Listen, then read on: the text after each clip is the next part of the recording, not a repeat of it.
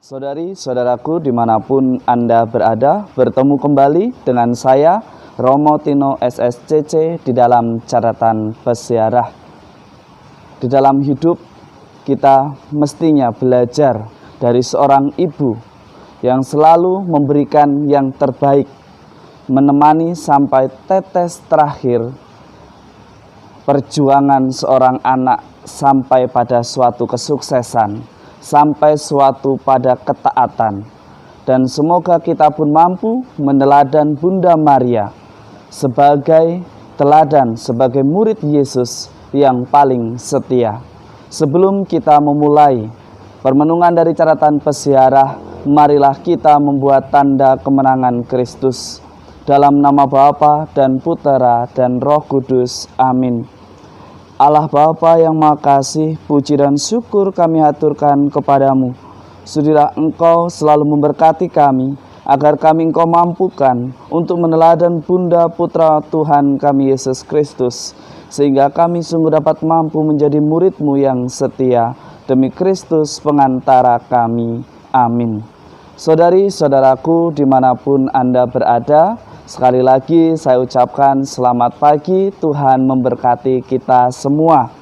Di dalam bacaan permenungan pada hari ini, dalam bacaan pertama, kita mendengarkan bagaimana Hawa sebagai lambang kehidupan jatuh di dalam kedosaan, karena dia memakan buah terlarang yang mengakibatkan kematian. Tetapi hal itu membuat Allah menjanjikan Hawa yang baru, di mana dulunya pohon kehidupan berakibat kematian, tetapi dengan kematian Putra Tunggalnya Tuhan kita Yesus Kristus di kayu salib, terjadilah kehidupan kekal. Artinya bagaimana?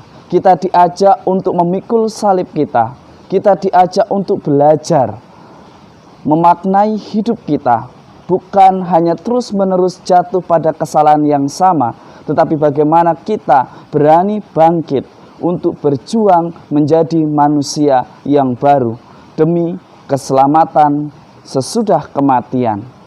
Hari ini kita mendapatkan teladan yang sangat istimewa, yaitu Bunda Maria. Di dalam Injil Yohanes dikisahkan bagaimana Maria ditunjuk sebagai ibu kita semua. Bukan hanya ibu dari para rasul, tetapi ibu dari kita semua, ibu dari gereja semesta. Yesus mengatakan dengan jelas di atas kayu salib, inilah ibumu. Kita diajak untuk belajar dari Bunda Maria. Di dalam diamnya, di dalam keheningannya, ia melakukan begitu banyak aksi nyata. Bukan pandai mengkritik, tetapi pandai mencari solusi di dalam perjalanan hidup kita. Mencari solusi bukan sesuatu yang gampang. Mencari solusi bukan sesuatu yang hanya sekedar kata-kata, tetapi Maria mampu menggerakkan hati orang lain untuk melakukan hal serupa demi keselamatan bersama. Satu hal yang sangat saya kagumi dari Bunda Maria, ia tetap mampu berdiri sebagai seorang perempuan, sebagai seorang ibu, melihat penderitaan anaknya yang mesti wafat di kayu salib karena ketaatannya akan rencana Allah. Bagi kita mungkin kita akan putus asa, akan menghujat Tuhan, tetapi mari kita belajar dari Maria bahwa dalam ketaatan untuk mengerti maksud Allah, kita perlu sampai pada hati yang terluka. Saudari-saudaraku yang terkasih, marilah kita belajar dari hari ke hari untuk terus memperbaharui diri, belajar dari Bunda Maria yang selalu dengan rendah hati mengatakan bahwa terjadilah padaku menurut perkataanmu, membiarkan rencana Tuhan terjadi di dalam hidup kita. Semoga berkat Tuhan selalu melindungi dan memberkati kita, dalam nama Bapa dan Putera dan Roh Kudus. Amin. Saudari-saudaraku yang terkasih, di dalam hidup memang begitu banyak hal yang melukai. Tetapi kita, orang beriman, diajak untuk selalu setia, memberikan yang terbaik, belajar dari kesalahan, dan selalu memperbaiki diri.